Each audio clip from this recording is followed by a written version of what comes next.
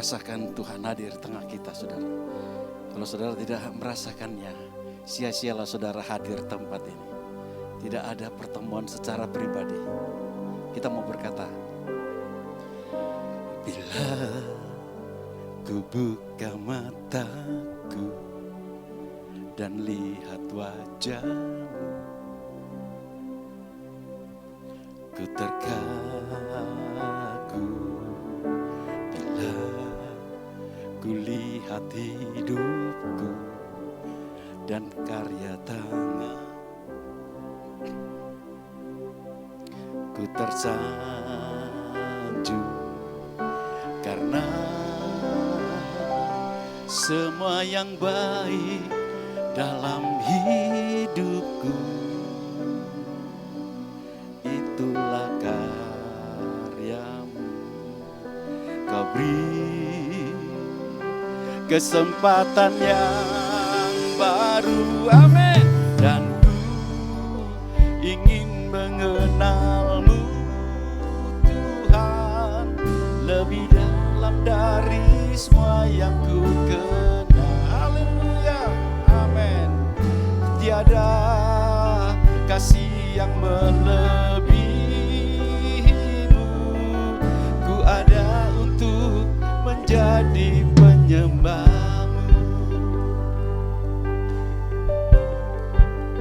Haleluya.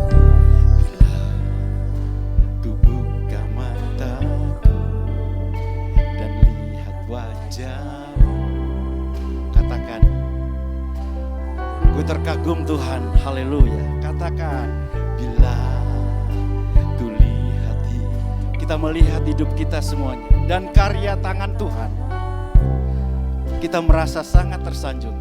Ku tersanjung, amin.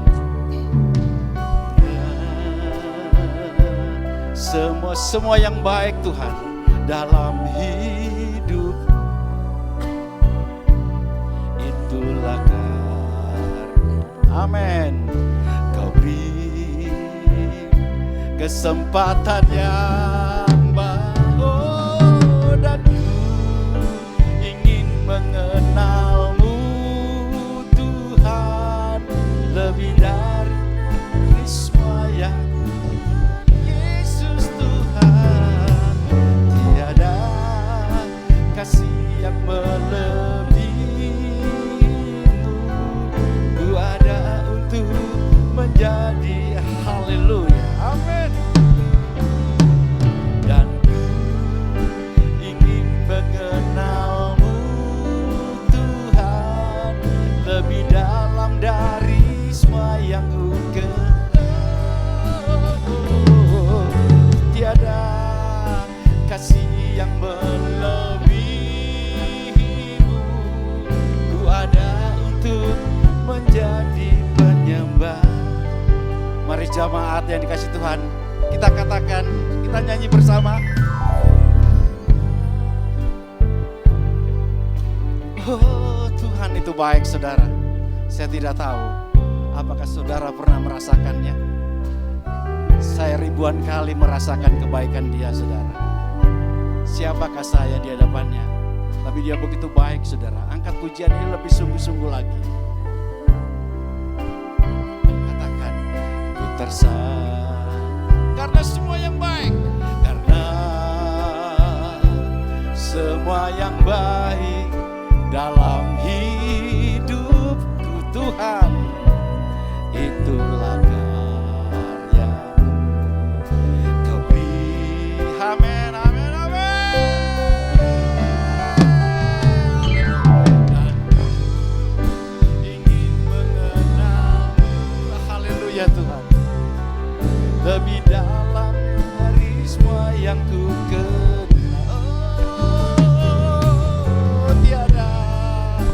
kasih yang melebihimu. Ku ada untuk menjadi Yesus. Dan kami ingin mengenalmu Tuhan lebih dalam lagi Tuhan, daripada kehidupan kami sendiri ya Pak. Tiada kasih yang melebihimu. Ku ada untuk menjadi penyembahmu. Oh, haleluya. Tuhan itu baik semuanya. Mari berdiri. Dan ku ingin mengenalmu Tuhan lebih dalam dari semua yang ku kenal. Oh, haleluya. Tiada kasih yang melebihimu. Ku ada untuk menjadi penyembahmu. Ku ada untuk menjadi penyembahmu. Sekali lagi haleluya Tuhan. Ku ada untuk menjadi penyembahmu. Tepuk tangan sorak-sorai, beri kemuliaan-Mu untuk Tuhan kita Yesus Kristus. Haleluya, haleluya, haleluya. Oh, Tuhan, siapakah kami Bapa? Sebetulnya kami di hadapan-Mu rentan Tuhan, tidak ada kekuatan sama sekali. Hanya karena kemurahan-Mu Bapa. Yesus Tuhan, Yesus Tuhan, Yesus Tuhan.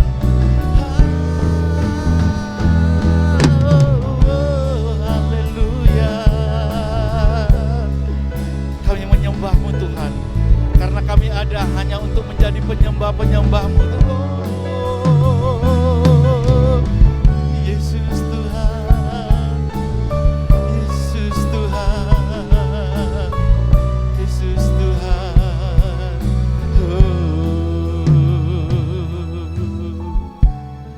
Saudaraku yang dikasihi Tuhan, rasakan betapa baiknya Dia. Tidak ada Tuhan selain Dia. Yesus yang sudah menyerahkan semua tubuh jiwa raganya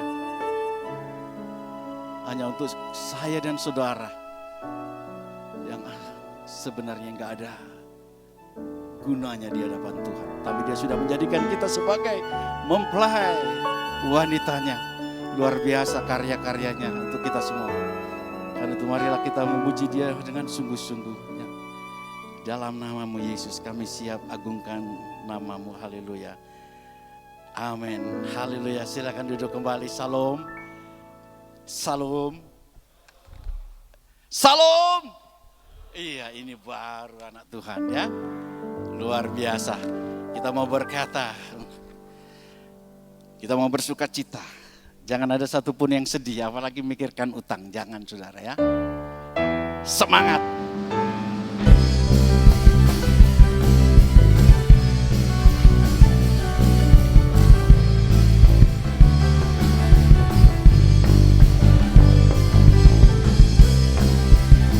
Tuhan itu baik, haleluya.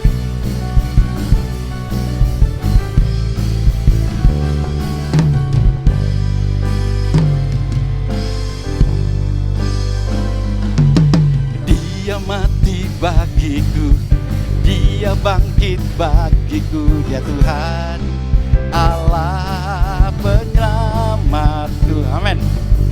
Kuasa maut dikalahkan, hidupku dipulihkan, ya Tuhan Allah kemenanganku. Dia sungguh baik, Dia sangat baik, Yesus Dia baik bagiku. Amin. Dia sungguh baik, Dia sangat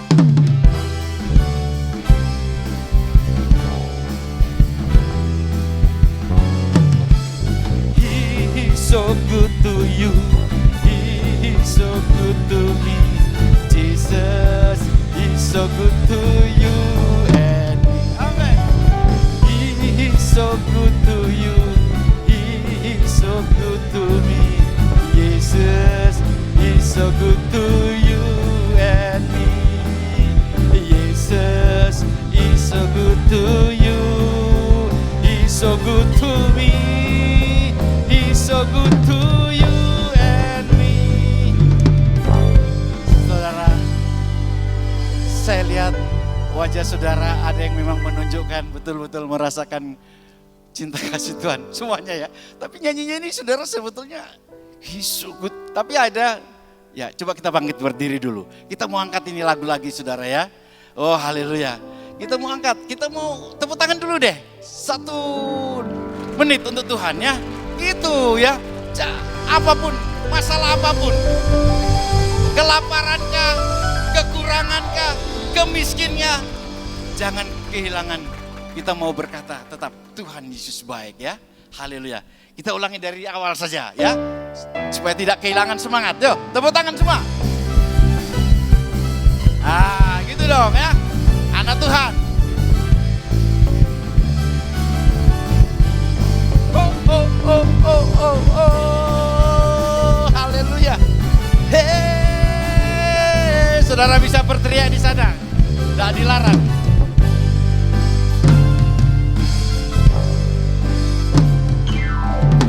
Dia mati.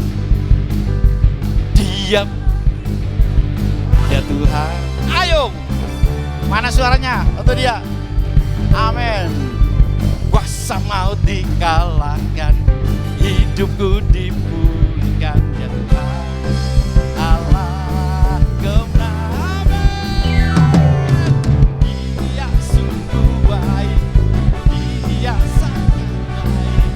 Yesus, Dia baik bagi aku. Haleluya, haleluya. Haleluya, luar biasa cinta Tuhan. Yesus, Dia baik banget. Tepuk tangan lebih meriah lagi. Yuk, katakan. Dia berhenti hidupku, bergerak di hidupku. Ya Tuhan, Allah kekuat. Dia penuhi kita semua. Dia penuhi hatiku dengan kuasa kasih-Nya. Ya Tuhan, Allah penyayang. Dia sungguh baik, Dia sangat baik. Yesus, Dia baik. Bisa saudara? Oh, oh, oh, oh, oh, oh. Dia sungguh baik, Dia sangat baik. Yesus, Dia baik bagi. Haleluya, haleluya. Beri kemuliaan ke Tuhan.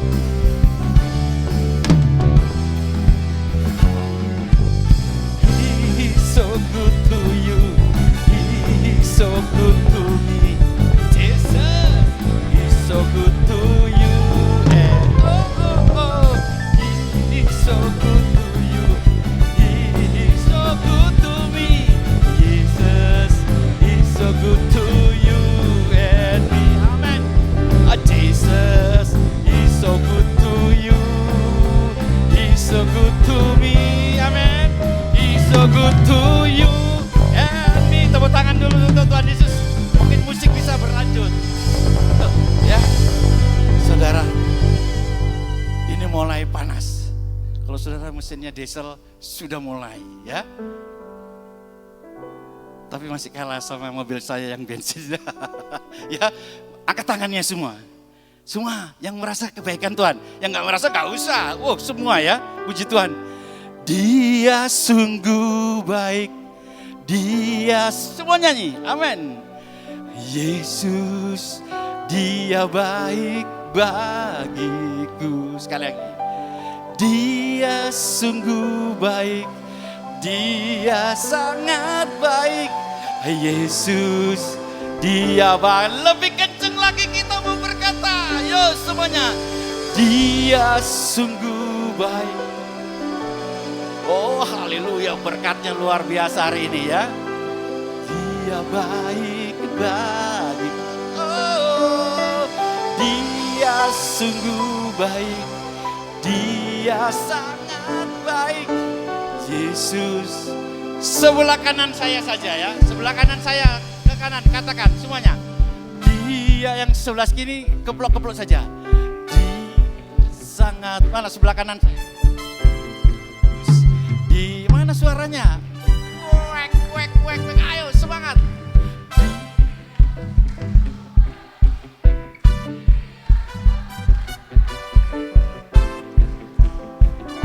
Sekarang yang sebelah kiri saya dipimpin Bapak Pendeta Sian.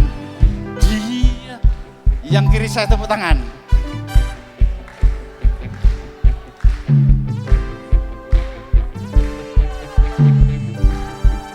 Sama-sama semuanya. Dia sungguh baik, dia sangat baik. Yesus, dia baik. Oh, dia sungguh baik, dia sangat baik. Yesus, dia baik bagiku. Amin. Yesus, dia baik bagimu. Sekali lagi, Yesus, dia baik bagi. Tepuk tangan sorak-sorai bagi Yesus Tuhan kita. Haleluya. Silakan duduk ya. Anggap saja ini 17 Agustusan dimenangkan oleh kelompok Bapak Pendeta Siahan kiri saya. Amin. Tepuk tangan untuk Tuhan Yesus ya. Ya, luar biasa. Kita semua menang ya. Semua menang. Tepuk tangan untuk Tuhan Yesus. Haleluya. Kita mau siapkan hati kita mau mendengarkan kebenaran firman Tuhan. Yesus pegang erat tanganku, ku tak dapat hidup di luar kasih-Mu. Bapa, jangan tinggalkan aku. Amin. Engkau alasan selamat.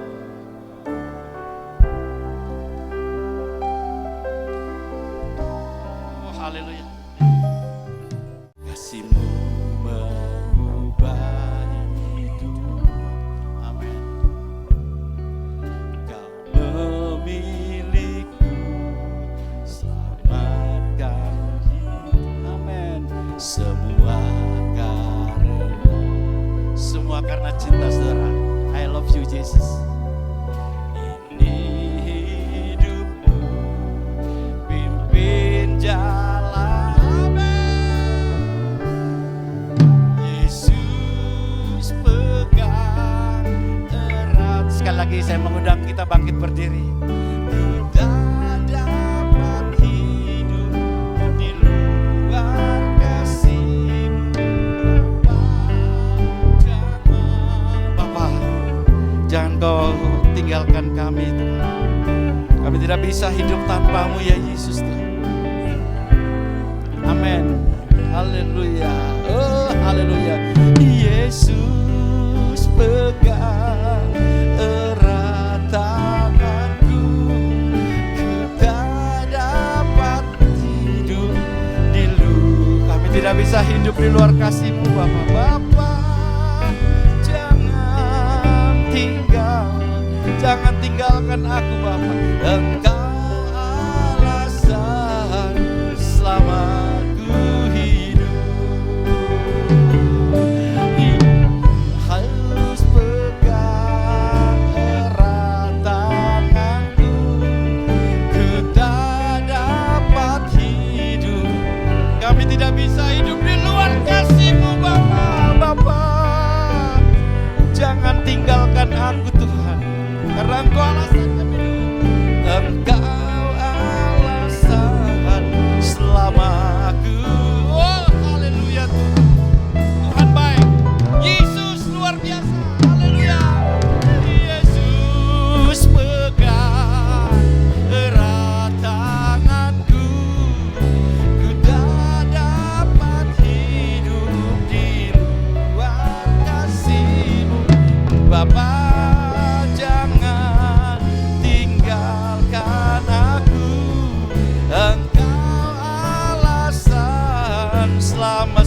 kita katakan Yesus pegang. Yesus pegang. Selanjutnya saya menyerahkan Bapak Pendeta Siahan. Haleluya. Ku tak dapat hidup luar kasih-Mu Bapa. Jangan tinggalkan aku. Engkau alasan selamaku hidup.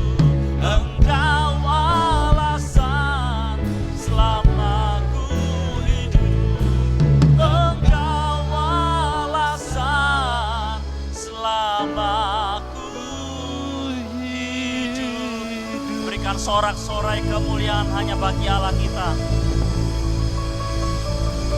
Haleluya, haleluya. Benar Tuhan, Engkaulah alasan bagi kami hidup. Hanya Engkau satu-satunya pengharapan dalam kehidupan kami. Kami hidup hanya oleh karena anugerah-Mu. Kami ada di tempat ini hanya oleh karena anugerah-Mu, kepercayaan-Mu dalam kehidupan kami. Biarlah pujian pengagungan kami boleh naik di hadapan Tuhan menjadi satu dupa yang berbau harum di hadapan Tuhan. Menjadi persembahan kami yang hidup, kudus dan berkenan kepada Tuhan. Saatnya kami akan duduk diam dengar kebenaran firman-Mu. Kami siapkan hati kami, telinga kami untuk baik-baik kami mendengar firman-Mu. Tegur kami, teguhkan langkah kehidupan kami, ingatkan kami, nasihati kami, kuatkan kami lewat kebenaran firman-Mu. Biarlah kami yang tadinya belum setia kepadamu semakin bertambah setia. Kami yang sudah setia semakin kami berkomitmen lebih lagi kepada Tuhan. Kami dedikasikan hidup kami sepenuhnya kepada Tuhan. Totalitas hidup kami berikan kepadamu. Urapi hamba-Mu, hamba-Mu tahu hamba-Mu keterbatasan, penuh kelemahan, namun Engkau Allah yang tidak terbatas, Engkau sanggup singkapkan rahasia kebenaran firman-Mu bagi kami sekalian. Roh Kudus berkaryalah di tempat ini. Di dalam berkat nama Tuhan Yesus Kristus Allah Tuhan dan Juru Selamat kami yang hidup, kami berdoa mengucap syukur, haleluya. Amin. Puji Tuhan. Shalom. Bapak Ibu Saudara sekalian, shalom sekali lagi. Ya, mohon maaf ya, saya tadi sampai di tempat ini agak mepet waktunya Bapak Ibu. Saya sampai di tempat ini kira-kira tadi 8.57 di jam saya. Karena terkendala tadi perut saya sakit begitu ya Bapak Ibu. Jadi mohon dimaafkan. Semoga PPT yang saya sudah bagikan kepada Pak Rudi tadi sudah bisa ditampilkan, tapi jikalau belum, it's no problem, tidak menjadi masalah. Kita buka bersama-sama teks kebenaran firman Tuhan dalam Kisah Para Rasul, pasal yang ke-23, ayat yang ke-11. Kisah Para Rasul, pasal yang ke-23, ayat yang ke-11. Hanya satu ayat ini saja kita akan membaca secara bersama-sama teks ini. Kisah Para Rasul pasal 23 ayat 11, yang sudah dapat katakan amin. Dan bisa Bapak Ibu saksikan di depannya. 2, 3. Pada malam berikutnya Tuhan berdiri di sisinya dan berkata kepadanya, kuatkanlah hatimu, sebab sebagaimana engkau dengan berani telah bersaksi tentang aku di Yerusalem, demikian juga hendaknya engkau bersaksi di Roma. Katakan amin. Judul kebenaran firman Tuhan yang saya berikan pada hari ini sama seperti teks yang tadi kita baca bersama-sama, Lord on your side. Saya berikan judul kebenaran firman Tuhan hari ini, Lord on your side. Tuhan ada di sisimu, atau aku ada di sisimu. Bapak Ibu coba perhatikan, ketika kita ada dalam kesendirian, ketika kita ada dalam masalah, ketika kita ada dalam pergumulan, tantangan yang begitu berat, lalu kemudian ada seseorang yang terdekat di sisimu, entah istrimu, entah anak kita, entahkah itu sahabat dekat kita ataupun pacar kita, lalu kemudian mereka mengatakan, aku ada di sisimu. Dan mereka berdiri di sisi kita, tentulah kita merasakan sebuah kelegaan, betul ya Bapak Ibu ya? Kalau kita sedang sendiri lalu kemudian ada orang yang menemani kita, tentulah kita akan mengalami yang namanya paling tidak kelegaan. Oh, ada yang menemani saya. 1 minggu ini adalah minggu yang berat sekali bagi saya. Dan keluarga besar tentunya ya. Sebab ada begitu banyak fitnah yang diberikan kepada saya. Dan itu fitnah yang berat, keji, fitnah yang begitu luar biasa. Makan tidak enak, tidur nggak nyenyak Bapak Ibu ya. Saya berdoa puasa, 3 hari kemarin saya berdoa puasa terus. Ini ada apa? Siapa orang yang mau menghancurkan saya begitu? Betul-betul keji, fitnah yang betul-betul tidak pernah saya lakukan. Tapi kemudian ada bukti-bukti katanya. Wow, ini begitu luar biasa yang diberitakan ini. Dan itu sampai ke telinga saya. Saya beritakan sama istri, anak, keluarga besar yang ada semuanya ikut prihatin dengan hal itu. Kok bisa terjadi hal semacam itu? Saya berdoa terus kepada Tuhan, saya percaya saya tidak melakukan hal itu dan Tuhan akan menjadi pembela yang ajaib bagi saya. Tuhan akan berdiri di sisi saya, Tuhan akan menguatkan hati saya. Tuhan kasih saya permasalahan yang berat, tidak apa-apa. Asalkan Tuhan kasih kekuatan buat saya untuk saya bertahan. Tuhan berikan saya kemanapun saya akan pergi, Engkau utus saya kemanapun saya akan pergi. Asalkan Tuhan beserta dengan saya. Dan kemudian puji Tuhan setelah kurang lebih 3 hari saya bergumul dengan keluarga juga ya. Kemarin mulai ada titik cerah Bapak Ibu. 2 hari lalu mulai ada titik cerah. Dan ternyata seseorang yang memfitnah saya ini ada yang memasuki omongan. Ada yang memasuki omongan, wah nggak tahu tujuannya apa ya. Dia yang cerita ini itu dan sebagainya. Dan semuanya sudah saya bantah, saya berikan bukti-bukti semuanya. Dan kemudian justru orang yang tadinya memfitnah yang jadi alatnya orang ini. Ternyata kami berdua langsung jadi orang yang akrab. Lebih daripada sebelumnya. Bayangkan ya. Ini orang yang tadinya memusuhi saya. Orang yang tadinya memfitnah saya. Tapi kemudian sekarang justru saya jadi lebih akrab lagi sama dia. Bahkan sangat-sangat akrab. Begitu ya. Dan kemudian semua permasalahan terlepas. Dan saya sama istri semuanya lega akan hal itu. Saya tidak lagi mengingat-ingat kesalahannya, saya mengampuni kamu, saya memaafkan kamu atas semua yang kamu lakukan. Sebab ternyata kita sama-sama korban gitu. Saya pikir sayalah korbannya, tapi ternyata dia juga adalah korban Bapak Ibu. Tapi puji Tuhan semuanya hanya oleh karena pertolongan Tuhan.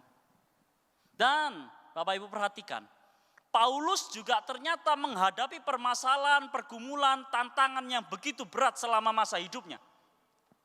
Sejak pasal 21 sudah dinubuatkan oleh Nabi Agabus bahwa nanti di Yerusalem kamu akan disesah.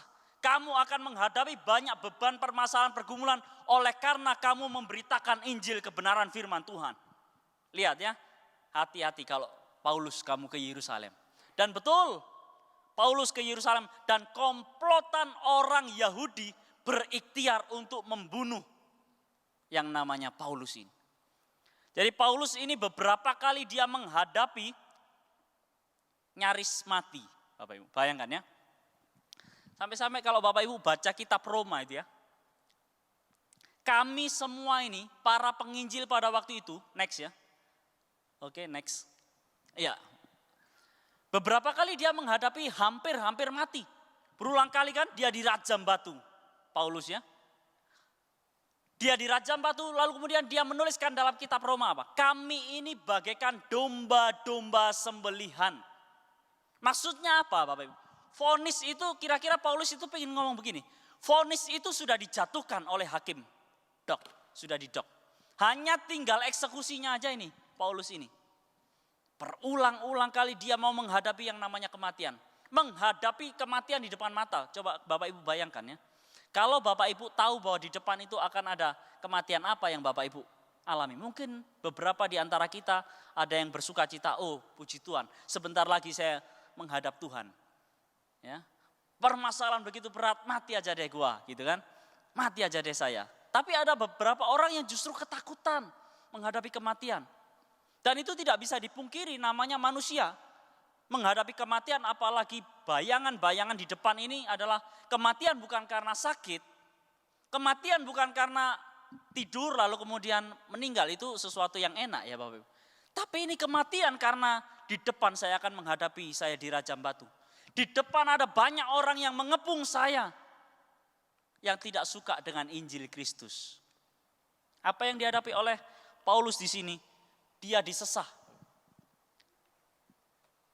Berulang-ulang kali Paulus itu menghadapi hal itu. Dia dianiaya, tadi saya katakan dia dirajam batu, hanya dia tidak mati. Dikira orang Paulus sudah mati, ternyata tidak. Dia tidak mati. Beberapa teolog mengusulkan bahwa disinilah Paulus itu, di peristiwa itulah Paulus itu diangkat Tuhan ke langit tingkat yang ketiga itu. Kira-kira di situ katanya para teolog. Tapi saya tidak mau menduga-duga sebab Alkitab tidak mengatakan hal itu. Tapi paling tidak dugaan itu mungkin saja pada peristiwa itulah Paulus itu dibawa Tuhan. Sehingga dia bisa menceritakan dalam penglihatannya. Dan kemudian dia menjadi DPO, Bapak Ibu ya. Kalau DPO itu karena kesalahan kita, Bapak Ibu. Kalau itu memang karena kita membunuh orang, kalau itu karena kita memfitnah orang, kalau itu karena kita melakukan pelanggaran UU ITE ya. Kita posting status atau posting video, lalu kemudian menyinggung perasaan orang lain, kita mengatakan ujaran kebencian. Kalau kita, maaf ya, kita memperkosa orang, nah kalau itu menjadi DPO itu lumrah, itu normal Bapak Ibu. Tapi bayangkan seorang Paulus, dia menjadi DPO karena apa? Karena dia beritakan tentang kematian dan kebangkitan Kristus. Karena dia beritakan apa? Injil Kristus. Karena dia beritakan apa? Yesus juru selamat. Dia mau bawa orang kepada Kristus. Dia mau bawa orang ke surga. Bawa orang untuk menikmati sesuatu hal yang indah. Tetapi justru disalahpahami orang. Dan kemudian orang-orang menyerang dia. Banyak orang cari-cari Paulus. Bahkan kalau Bapak Ibu baca pasal 23, setelah ayat 11 yang tadi kita baca, orang Yahudi berkumpul. Orang Yahudi itu mengatakan begini kepada pemimpin yang ada pada waktu itu. Kami orang-orang Yahudi semuanya sudah berkumpul dan kami sudah berikhtiar. Kami tidak akan makan dan minum sebelum melihat Paulus itu musnah dari dunia ini. Maksudnya mereka berharap apa? Paulus mati di tangan mereka. Berat ya Bapak Ibu? Berat dong. Coba bayangkan. Bapak Ibu yang berada di posisi Paulus. Apa yang Bapak Ibu akan hadapi? Lalu kemudian apa? Paulus menghadapinya seorang diri. Di mana teman-temannya? Tidak ada. Karena Paulus memang pada waktu itu sedang menghadapi orang Yahudi sendiri. Tidak tahu temannya sedang melayani di tempat lain. Dan coba Bapak Ibu bayangkan kalau Bapak Ibu berada di posisi seorang Paulus. Sudah permasalahannya begitu berat, dia menghadapinya seorang diri. Hari pertama waktu saya mendapatkan fitnah, saya tidak gubris itu fitnah. Why? Karena menurut saya fitnahnya biasa saja. Itu hanya asumsi saja, itu hanya subjektif saja. Saya sama sekali tidak cerita kepada istri saya. Karena saya, kok ada begini ya teman saya yang WA saya. Bro, kamu ada masalah begini kah? Bahkan saya sendiri tidak tahu bahwa ada masalah itu Bapak Ibu. Bayangkan ya. Begitu tertutup rapatnya, dia bicarakan saya di belakang dan saya tidak dikasih tahu. Ini kan gak fair ya, tidak adil. Saya tidak diberikan waktu untuk saya klarifikasi, tidak diberikan saya waktu untuk saya meluruskan semua peristiwa yang ada. Jadi saya tidak cerita kepada istri saya takut dia mikir. Sebab namanya wanita ya, Bapak, ibu-ibu ya, pasti lebih main perasaan. Saya takut dia nanti sakit atau bagaimana. Jadi saya simpan sendiri, saya keep sendiri. Waktu hari kedua saya mendengarkan fitnah yang jauh lebih kejam daripada itu. Saya merasa, wah kalau ini saya sendiri, ini bisa, pikiran saya ini bisa pecah ini ya. Kalau saya berpikir sendiri, saya ceritakan sama istri. Karena saya butuh apa? Butuh teman. Selain saya berdoa, saya ceritakan sama istri. Butuh teman. Dan apa yang dihadapi oleh Paulus? Paulus itu dianggap mengacaukan ajaran Yudaisme pada waktu itu. Itu tuduhan-tuduhan berat pada masa itu. Sebab pada masa Yesus itu, mahkamah agama itu punya otoritas yang luar biasa. Dan seseorang bisa dimasukkan penjara karena permasalahan ajaran ini. Bapak Ibu bisa melihat ya, beberapa waktu yang lalu ada seorang gubernur yang dimasukkan penjara. Nah, kira-kira permasalahannya karena permasalahan tafsiran. Dan pada masa Paulus, hal-hal ini merupakan sesuatu hal yang berat. Tapi bersyukur lewat ayat yang kita baca tadi. Di saat-saat Paulus menghadapi pergumulan yang berat. Next. Ya, yang sudah dinubuatkan di ayat 21 yang tadi saya sudah beritahukan ya, nubuat Nabi Agabus. Lalu kemudian Tuhan datang kepada Paulus dalam Kisah 23 ayat yang ke-11. Jadi ayat ini, teks ini, kalimat utamanya itu ada di ayat di bagian awal ya. Pada malam berikutnya Tuhan datang berdiri di sisinya dan berkata kepadanya. Kalimat utamanya adalah Tuhan datang berdiri di sisinya dan berkata kepadanya. Apa isi perkataan itu? Paulus, kuatkanlah hatimu. Diberikan keterangan apa Bapak Ibu? Pada malam berikutnya. Coba Bapak Ibu lihat ya. Keterangannya adalah pada malam berikutnya. Ini kalau dalam tense-nya ini tense auris Bapak Ibu. Berarti menunjukkan kalanya sudah lampau. Artinya gini, teks ini ingin mengatakan begini. Saat Paulus menghadapi peristiwa itu, selagi Paulus menghadapi peristiwa itu, selagi Paulus menghadapi tekanan yang berat, di saat yang sama, di saat itulah Tuhan berdiri di sisinya dan berkata kepadanya. Apa perkataannya? Kuatkanlah hatimu. Jadi Bapak Ibu, siapa di antara kita yang sedang menghadapi pergumulan, tantangan yang begitu berat? Ingat firman Tuhan berkata, di saat selagi engkau sedang ada dalam masalahmu, firman Tuhan berkata, Tuhan sedang berdiri di sisimu dan Dia sekarang sedang mengatakan kepada Anda sekalian, kuatkanlah hatimu, hai anakku. So Bapak Ibu, jangan pernah takut. Next. Jadi pertanyaannya dari teks ini Bapak Ibu. Apa dampak dari Lord on your side? Kita memang semua tahu.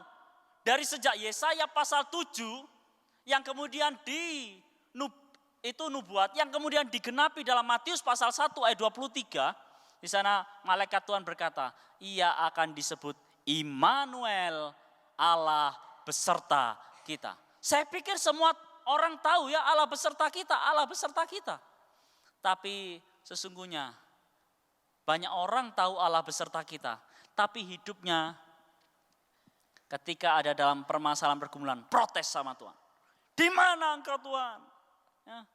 Ketika ada dalam permasalahan pergumulan, tidak berserah kepada Tuhan, bukan surrender kepada Tuhan, melainkan dia menyerah pada keadaan, give up. Sudah deh, aku menyerah saja. Apa yang saya lakukan kemarin, saya berserah kepada Tuhan. Oh Tuhan, saya andalkan Engkau saja. Memang musuh saya musuh yang berat. Ya. Sebab mungkin dia banyak uang dan sebagainya. Tapi tenang, saya tidak andalkan siapa-siapa. Saya tidak andalkan apa-apa yang saya miliki. Saya punya Tuhan yang lebih dahsyat. Tuhan yang lebih kaya daripada segalanya. Banyak orang Bapak Ibu tahu kok Lord on your side. Tahu kok kalau Allah ada di sisinya. Tahu Allah beserta dengan kita. Tapi tidak ada dampak dalam hidupnya. Kita hari ini melihat bersama-sama. Apa dampak dari Lord on your side? Next. Dampak dari Lord on your side adalah satu, sadar Tuhan menghibur kita. Banyak orang tahu bahwa Lord on your side, tetapi sesungguhnya di dalam hidupnya selalu dipenuhi dengan kesedihan, kesedihan, kesedihan, kesedihan. Banyak orang tahu Lord on your side, tapi kemudian sedikit-sedikit dia putuskan, putus pacar, bunuh diri. Apalagi lalu kemudian ancam-ancam, bunuh diri dan lain sebagainya ya.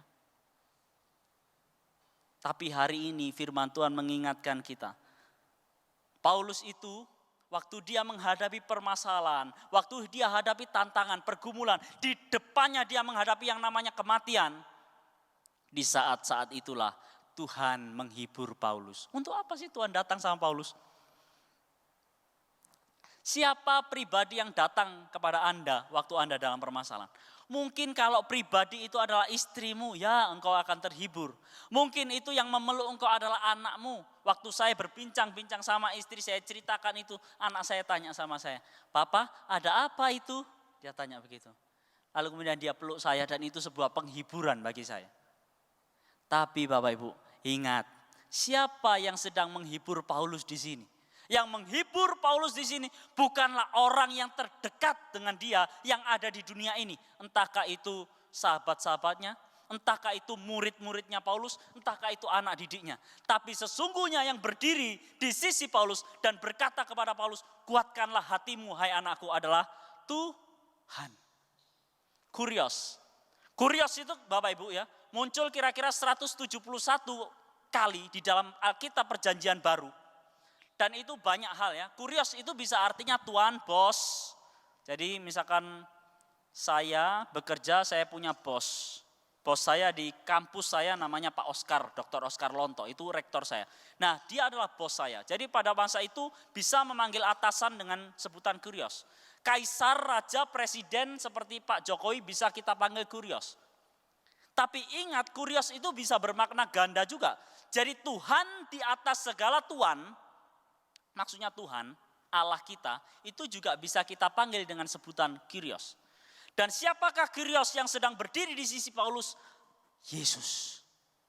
Yesuslah yang berdiri di sisi Paulus. Dan kalau kita berbicara konteks daripada kisah para rasul, Tuhan itu apa sih? Tuhan itu siapa? Ternyata Tuhan adalah sang penguasa sejarah kehidupan umat manusia secara spesifik. Tuhan penguasa sejarah kehidupan Paulus. Jadi siapa yang berdiri di sisi Paulus? Dia adalah Tuhan sang penguasa sejarah kehidupan kita sekalian. Ya memang dia penguasa sejarah dunia ini. Tapi hidupmu dari awal sampai akhir dia juga tahu. Hidupmu dari awal sampai akhir Tuhan juga pegang kendali.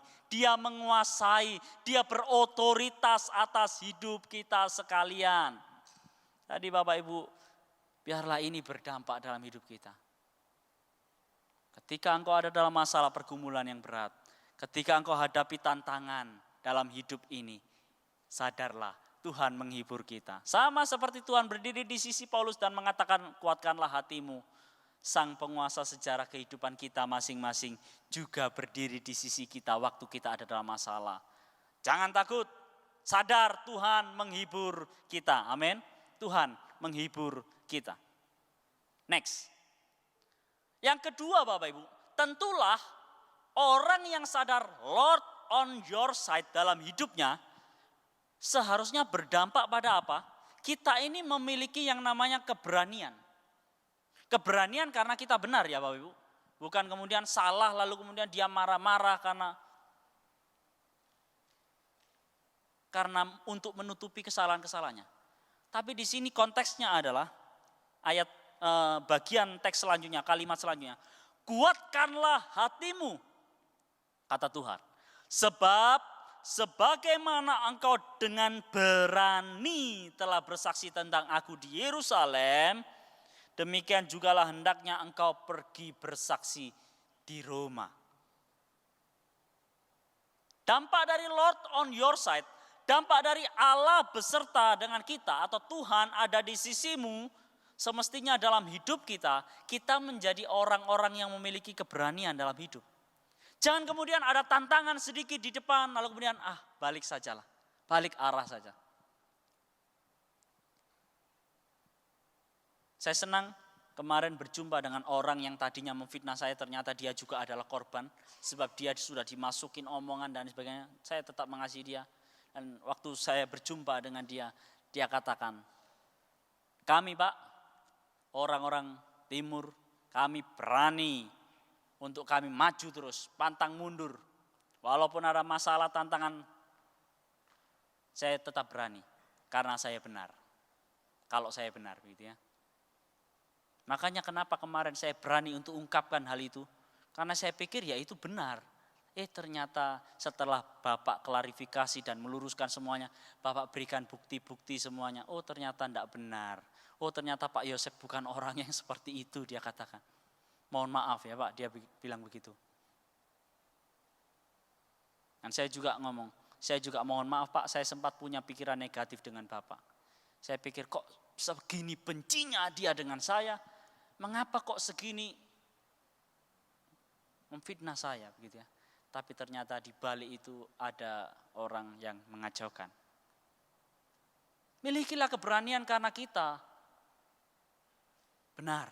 Sekalipun ada masalah, tantangan, pergumulan yang begitu berat di depan, bahkan kematian menghadang kita, bahkan orang-orang tidak suka dengan kita, tenang Bapak Ibu ya, milikilah keberanian. Sebab yang bersama dengan kita itu bukanlah ecek-ecek, bukanlah orang biasa. Coba Bapak Ibu bayangkan, kalau seandainya Bapak Ibu itu mengenal Pak Presiden Jokowi dengan baik. Dan waktu Bapak Ibu ada dalam masalah pergumulan, Pak Jokowi datang ke rumah Bapak Ibu. Pak Jokowi itu menghampiri Bapak Ibu dan mengatakan, kuatkanlah hatimu. Sudah tenang saja, aku ada di sisimu kok. Apa yang kita akan alami Bapak Ibu? Tentu kita akan mengalami ketenangan. Wong orang nomor 1 di Indonesia yang mengatakan kepada saya. Tapi ketahuilah Bapak Ibu, Pak Jokowi punya keterbatasan. Sebab sebentar lagi tahun 2024 tentulah Pak Jokowi habis masa jabatannya. Paling kalau Bapak Ibu punya teman, paling kalau Bapak Ibu punya rekan di dunia ini yang hebat seperti Pak Jokowi. Batas maksimalnya berapa tahun sih? Paling 5 tahun, 10 tahun ya.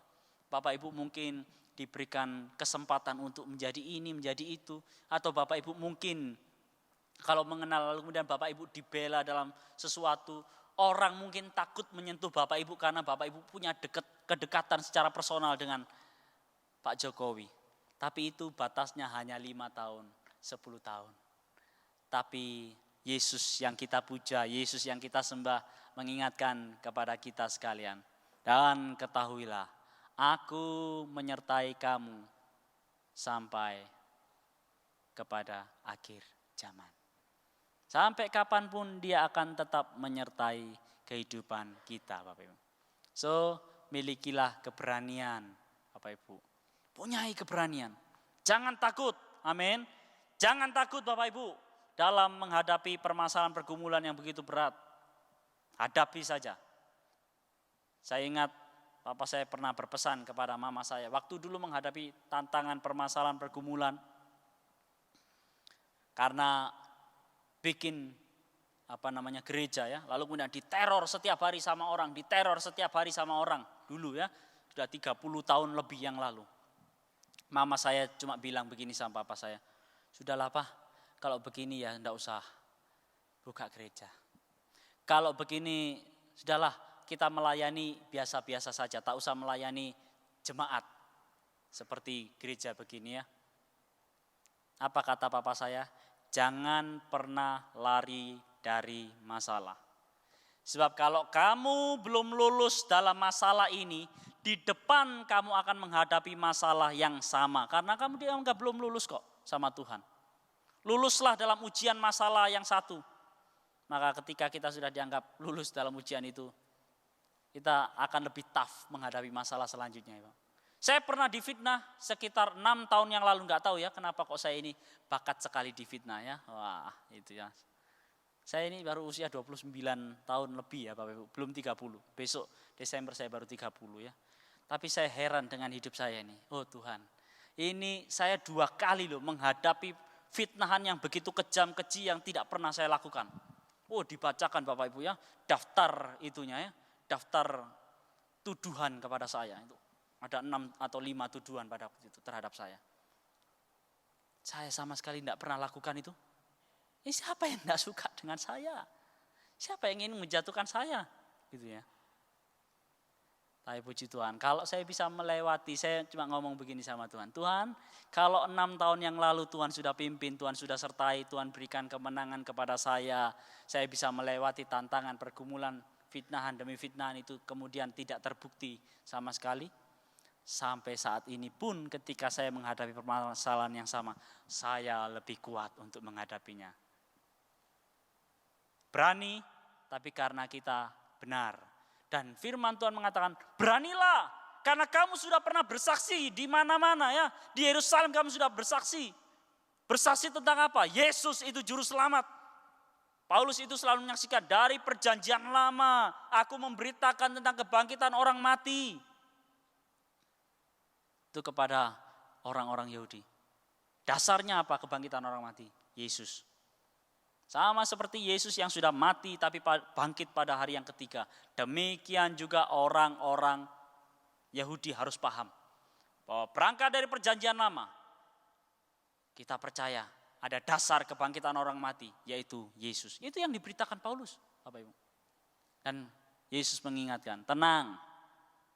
Sama seperti engkau telah bersaksi dan engkau selama ini berani. Beranilah bersaksi, kuatkanlah hatimu, hai Paulus. Dan next, yang terakhir, yang ketiga ya. Kita akan suka ya kalau sudah yang terakhir ini suka ya. Itu artinya apa? Pulang dan makan siang. Ya. Firman Tuhan mengatakan, sebagaimana dengan berani telah bersaksi tentang aku di Yerusalem, demikian jugalah hendaknya engkau pergi di Roma. Yang ketiga, seseorang yang paham, seseorang yang tahu, seseorang yang sadar dan mengalami Lord on your side di dalam hidupnya, seharusnya seseorang itu menjadi maksimal untuk Tuhan. Bapak Ibu. Amin. Jadilah maksimal untuk Tuhan. Be maksimal for Christ. Jadilah maksimal untuk Kristus. Memang di depan ada tantangan, masalah, pergumulan. Tapi saya mau dedikasikan hidup saya hanya untuk Tuhan. Why? Kenapa saya sampai repot-repot gitu ya? Semua orang ngomong sama saya, kok nggak capek ya sekolah ini? Saya baru saja menyelesaikan studi doktoral saya kemarin bulan lalu ya. Dan saya sudah lulus, salah satu pengujinya yang berkhotbah kepada Bapak Ibu sekalian 3 minggu yang lalu, Bapak Dr. Jonathan Octavianus, itu salah satu dosen pembimbing sekaligus penguji saya di disertasi saya. Kenapa saya repot-repot? Saya sudah ngomong sama Tuhan, Tuhan seumur hidup saya, Engkau yang telah panggil saya untuk melayani, saya mau dedikasikan hidup saya sepenuhnya untuk Tuhan. Kenapa saya sekolah? Karena saya mau maksimal untuk Tuhan. Apakah dengan saya tidak bersekolah saya tidak bisa menjadi maksimal untuk Tuhan? Sebab bidang yang saya tekuni ini adalah bidang pengajaran. Sebab saya memang ingin menjadi dosen. Gitu kan? Dulu saya ingin menjadi dosen. Jadi kalau dosen, kalau hanya kemudian S2 itu tidak maksimal. Harus maksimal buat Tuhan. Maka jadilah maksimal untuk Tuhan. Firman Tuhan mengatakan, sebagaimana engkau dengan berani telah bersaksi dengan aku di Yerusalem, demikian juga hendaknya engkau pergi bersaksi di Roma. Jadilah maksimal untuk Tuhan. Bapak Ibu, kata hendaknya, ya, kata dei, hendaknya dalam teks LAI terjemahan baru yang Bapak Ibu baca. Kata hendaknya itu sebetulnya tidak boleh diterjemahkan hendaknya. Ya. Sebab penulis Kisah Rasul ini adalah Lukas. Dan di dalam seluruh Lukas maupun Kisah Para Rasul, kata dei itu harusnya diartikan dengan kata harus. Jadi Tuhan itu ngomong sama Paulus, sebagaimana engkau telah dengan berani bersaksi tentang aku di Yerusalem, demikian juga harus engkau bersaksi di Roma. Mengapa di Roma? Mengapa Paulus harus pergi bersaksi di Roma?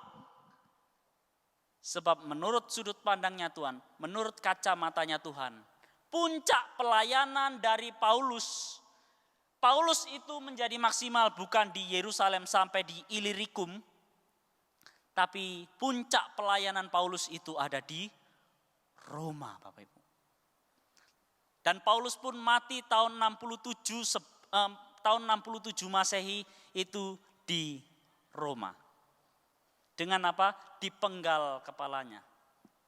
Kehidupannya Paulus. Dan di sanalah, di Romalah Paulus menulis 4 surat. Efesus, Filipi, Kolose, dan Filemon. EFKF ya. Efesus, Filipi, Kolose, dan Filemon. Dan Bapak Ibu tahu, waktu Paulus berada di penjara di kota Roma, Dia menulis kepada jemaat Filipi, di mana itu terkenal adalah surat sukacita untuk jemaat. Sukacita yang daripada Tuhan. Sebab apa? Paulus di sana banyak mengatakan kepada jemaat Filipi, tetaplah bersukacita. Sekali lagi, tetaplah bersukacita. Bersukacita, bersukacita. Banyak kali kata bersukacita di sana. Dan tahu Bapak Ibu, yang nulis bersukacita, bersukacita, bersukacita, orangnya sedang ada dalam kondisi ideal untuk bersukacita atau tidak? Tidak. Mengapa? Sebab Paulus berada di kota Roma, dan penjara pada waktu itu bukan seperti penjaranya para koruptor di Indonesia. Ya Bapak Ibu, waktu investigasinya Mata Najwa pada waktu itu ya. Diinvestigasi, dia datang ke koruptor-koruptor, lalu datang ke penjaranya mereka. Wow, di situ ada rak buku. Rak bukunya dari atas sampai ke bawah. Di situ ada AC, di situ ada laptop, di situ ada ruang kerjanya dia, di situ ada tempat tidur yang layak, di situ, maaf ya, WC-nya WC duduk Bapak Ibu. Saya lihat pada waktu itu. Tapi idealkah kehidupan Paulus? Paulus pada waktu dia di kota Roma, saya membaca dari beberapa buku-buku sejarah latar belakang perjanjian baru dan kehidupan Rasul Paulus. Paulus itu berada di penjara yang ukurannya 2x1. Bisa tidur Bapak Ibu? 2x1. Apakah ada WC di sana? Apakah ada toilet di sana? Apakah ada urinal di sana? Apakah ada tempat yang layak di sana? 2x1 Bapak Ibu. Dan setiap hari dia yang dia alami?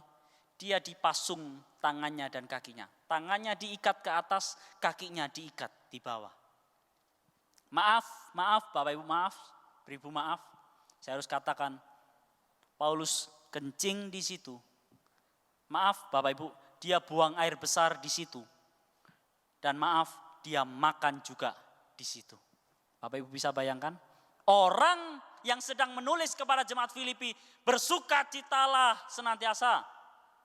Sekali lagi kukatakan bersukacitalah, bersukacita, bersukacita, bersukacita. Dia sedang ada dalam kondisi yang tidak ideal untuk dia sendiri bersukacita. Itu kondisi yang dialami oleh seorang Rasul Paulus. Tapi justru di sanalah dia jadi maksimal buat Tuhan. Justru di sanalah puncak pelayanan dari Rasul Paulus. Dan jadi maksimal buat Tuhan ini Bapak Ibu. Artinya apa? Pikir secara kreatif. Berulang kali kalau Bapak Ibu baca ya, Paulus ini ada di hadapan Felix. Ya. Dia setiap hari datang sama Paulus untuk seolah-olah perhatian sama Paulus.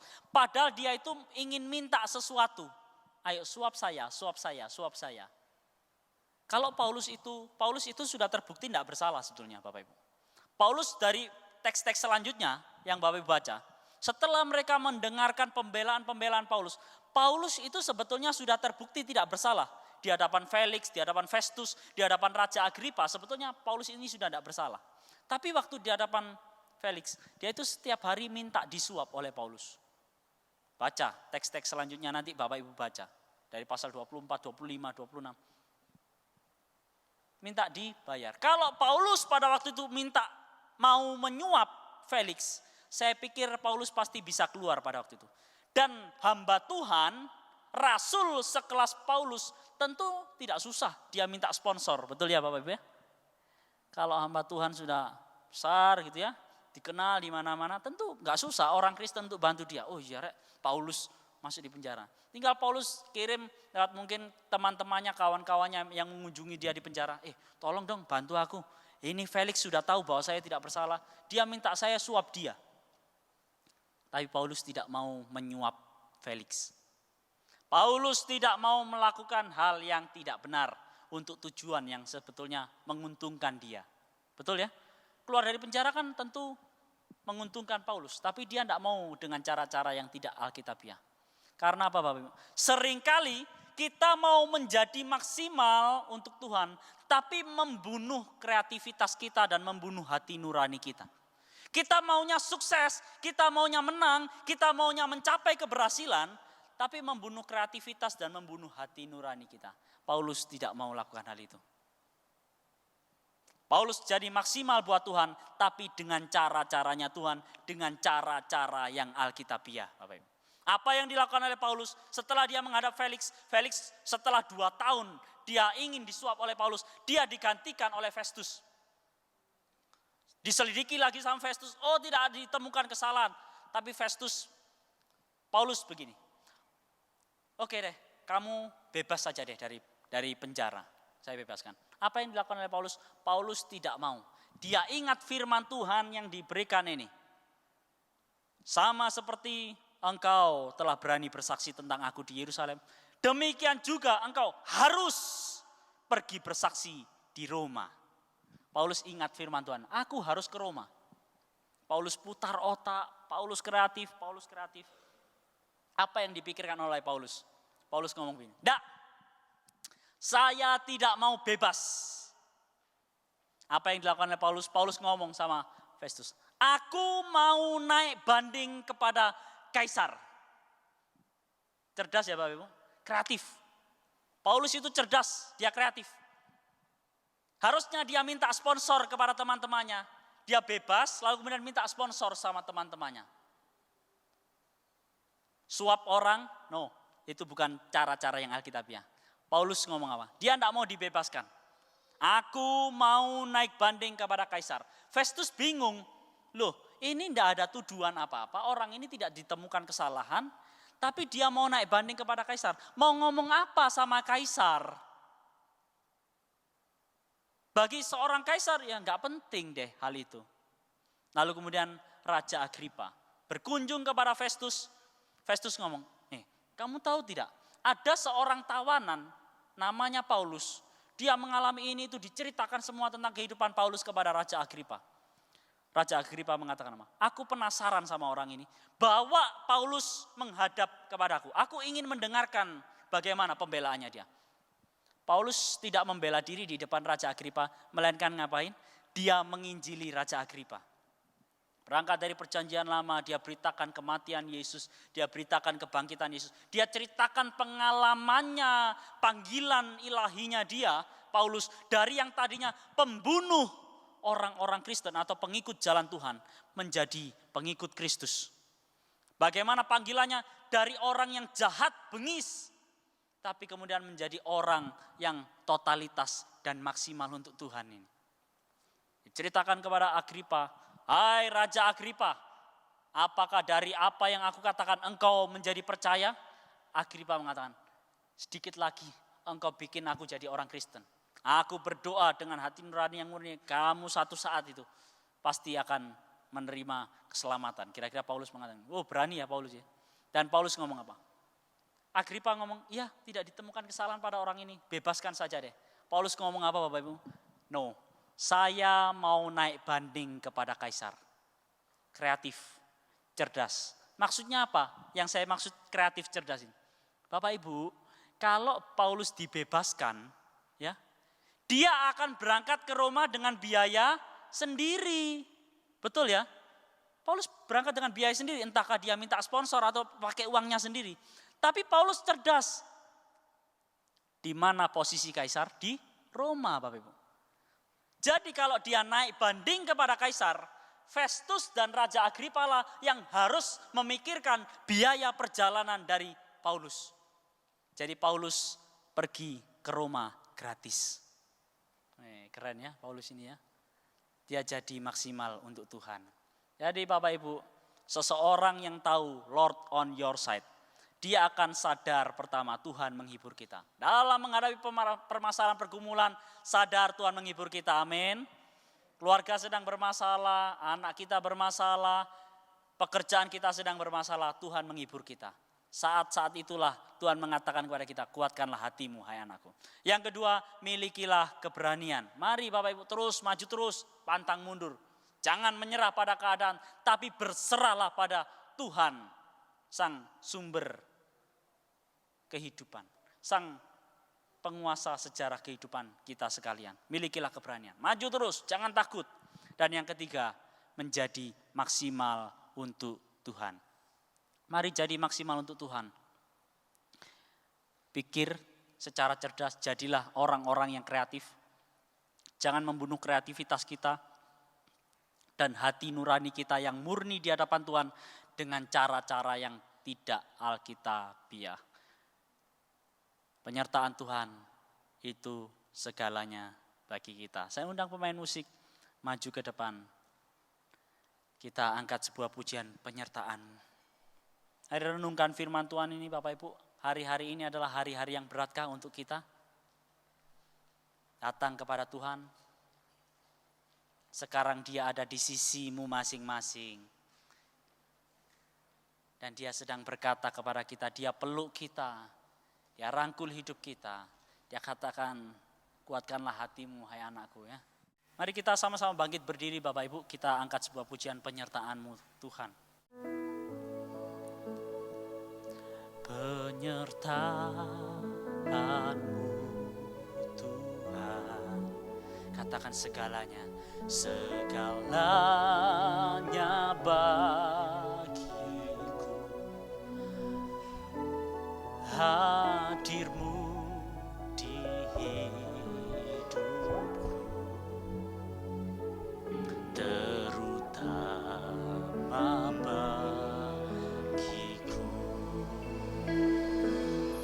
penyertaan-Mu Tuhan, oh segalanya bagiku, hadir-Mu di hidupku, terutama bagiku. Angkat tanganmu, katakan hadir. Anugerah-Mu,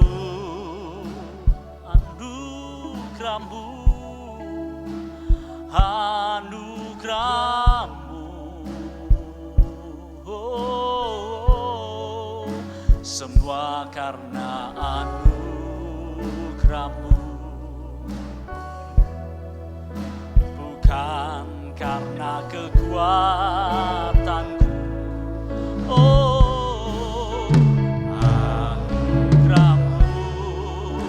Anugerah-Mu Tuhan, anugerah-Mu Tuhan,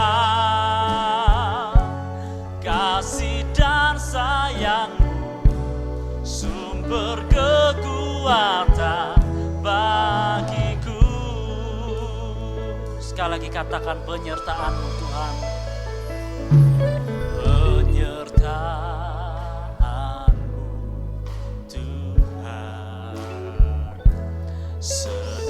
segalanya bagiku, hadir-Mu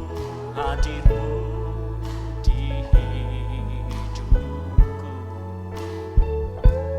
terutama bagiku.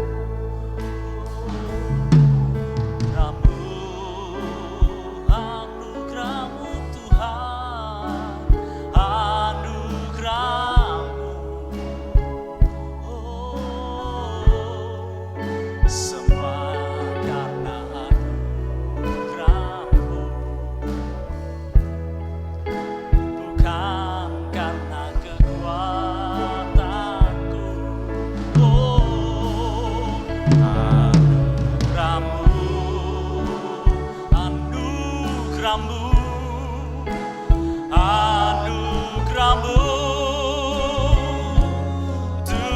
Tuhan, kasih dan sayang-Mu, sumber kekuatan bagiku, oh, anugerah-Mu, anugerah-Mu, anugerah-Mu, semua karena anugerah-Mu,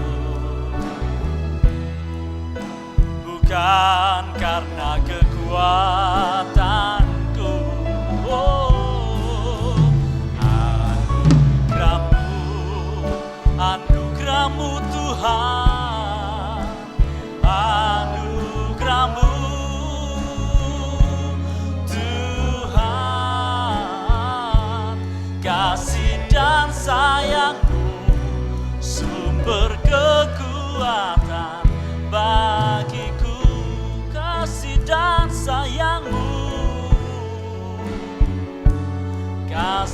dan sayang-Mu, sumber kekuatan bagiku.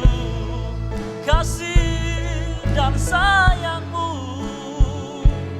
kasih dan sayang-Mu, sumber kekuatan bagiku. Terima kasih Tuhan, terima kasih hidup kami hanya oleh karena anugerah-Mu. Penyertaan-Mu itu segalanya bagi kami. Kehadiran-Mu itu menjadi sesuatu hal yang menghiburkan kami. Membuat kami menjadi orang-orang yang berani karena kami benar. Berani bersaksi akan siapa Kristus bagi kami. Engkaulah juru selamat satu-satunya yang dapat menyelamatkan hidup kami. Oleh karena Engkau telah berkorban menebus kami di kayu salib lewat kematian-Mu. Tapi Engkau bukan hanya mati, Engkau bangkit pada hari yang ketiga. Bukti bahwa Engkau Allah kami yang hidup. Terima kasih Tuhan. Dan biarlah totalitas hidup kami dedikasikan, kami berikan sepenuhnya kepada Tuhan. Sehingga hidup kami masing-masing dapat menjadi maksimal untuk Tuhan, dapat menjadi maksimal untuk Kristus, baik di tengah-tengah keluarga kami, di tengah-tengah pelayanan kami, di tengah-tengah pekerjaan kami, di masyarakat, dimanapun kami berada. Yang jelas, standar hidup kami adalah firman Tuhan, dan kami mau jadi maksimal untuk Tuhan. Kami tidak mau bunuh kreativitas kami dan hati nurani kami yang murni di hadapan Tuhan dengan cara-cara duniawi, dengan cara-cara yang tidak alkitabiah. Tuhan tolong kami. Lord on your side. Tuhan ada di sisi kami. Kami yakin dan percaya akan hal itu. Terima kasih Tuhan. Masalah, beban, pergumulan kami yang berat, itu hanya menghantarkan kami. Untuk kami menikmati, untuk kami mengalami sendiri bahwa Tuhan memang ada di sisi kami. Dan Tuhan sedang menguatkan hati-hati yang lemah. Terima kasih Tuhan. Dalam berkat nama Tuhan Yesus Kristus, meteraikan firman-Mu dalam hati hidup kami masing-masing. Kami telah berdoa dan mengucap syukur dalam nama Yesus, Allah Tuhan dan Juru Selamat kami yang hidup. Kami berdoa dan mengucap syukur. Haleluya. Yang percaya katakan amin. Tuhan Yesus memberkati kita sekalian. Atas nama Ibu Gembala dan sidang jemaat mengucapkan terima kasih kepada Bapak Pendeta Sian. Tuhan memberkati ibu dan putrinya ya. Mari berikan yang terbaik untuk Tuhan. Haleluya. Persembahan bisa dijalankan. Kasih setia. Selanjutnya saya mengundang kembali Bapak Pendeta Sian menutup ibadah ini.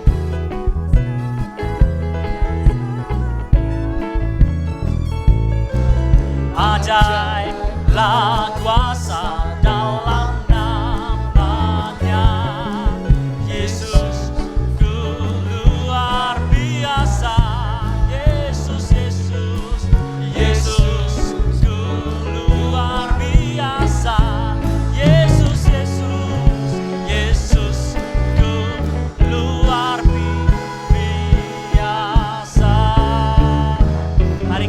kepala kita sama-sama berdoa. Di penghujung ibadah kami merasakan menikmati perjumpaan secara pribadi dengan Tuhan, baik lewat puji-pujian maupun lewat kebenaran firman-Mu. Yang merasakan Tuhan itu hadir dalam kehidupan kami. Dalam setiap musim kehidupan kami, Tuhan tak pernah meninggalkan kami. Tuhan tak pernah membiarkan kami berjalan sendirian. Makasih Tuhan. Mungkin di antara kami ada yang sedang sakit, Tuhan jamah sembuhkan. Ada yang sedang menghadapi beban permasalahan pergumulan yang begitu berat, Tuhan menghiburkan dan memberikan jalan keluar dalam kehidupan kami masing-masing. Dan ajarlah di dalam permasalahan pergumulan tantangan kami semakin hari semakin dibawa pada pengenalan kami secara pribadi dengan Kristus. Kami mengalami sendiri arti kehadiran-Mu dalam kehidupan kami. Berdoa untuk pimpinan bangsa kami, bangsa Indonesia.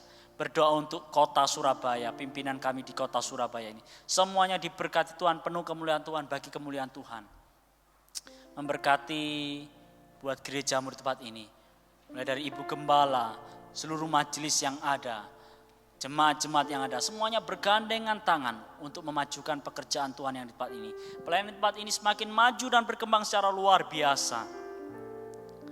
Jamah setiap yang telah ambil bagian dalam pelayanan. Semuanya tidak ada yang terlewatkan dari lawatan Tuhan. Semuanya dijamah dan diberkati oleh Tuhan. Kalau sebentar kami akan pulang ke rumah kami masing-masing. Tibakan di rumah dengan selamat, tidak kekurangan sesuatu apapun.